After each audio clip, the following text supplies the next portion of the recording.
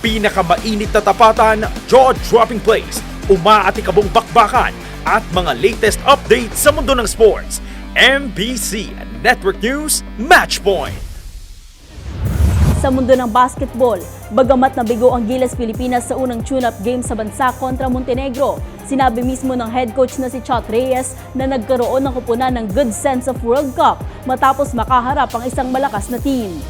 Sa score na 102-87, dinumina ng Montenegro ang Gilas sa tune-up game noong linggo sa Philsport Arena sa Pasig City. Bago pa man ito, naging dikdikan ng labanan sa first half kung saan umabot ang score sa 44-42. Ngunit sa simula ng second half, nagbitaw ng powerful 3-point shot ang Chicago Bulls big man na si Nikola Vucevic na sinundan pa ng another 3 points mula kay Nikola Ivanovic na nagbigay ng 8-0 run advantage para sa koponan. Sa pagpapatuloy ng laro, tinambakan na ng Montenegro ang Gilas ng 20 points sa score na 90-70. Pinangunahan ng Utah Jazz star na si Jordan Clarkson ng Gilas sa score na 27 points, 5 assists, 2 rebounds, and a steal. Bukod kay Clarkson, nagpakitang Gilas din ang veteranong si Junmar Fajardo sa score na 19 points at 3 rebounds. Samantalang hindi naman nakascore ang iba pang sumalang sa court na sina R.R. Pugoy, Calvin Oftana, Kiefer Ravena, CJ Perez at big man Kai Soto. Ngunit para kay Coach Shot, ang unang tune-up game na ito ay nagbigay sa kanila ng taste of World Cup. Like we talked about before the game, this really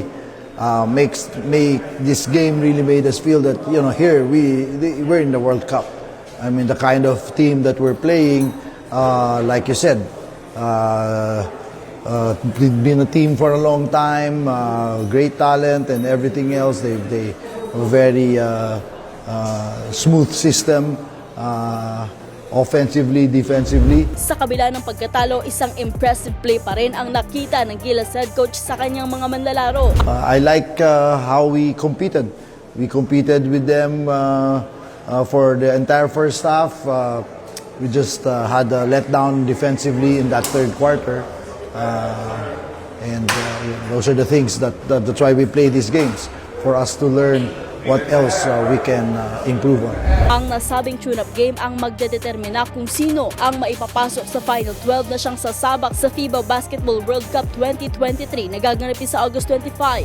At yan ang match point mula sa kauna-unahan sa Pilipinas, DZRH. Ito si Mili Borja, tuloy-tuloy sa pagbabalita, tuloy-tuloy sa serbisyo. Sama-sama tayo, Pilipino.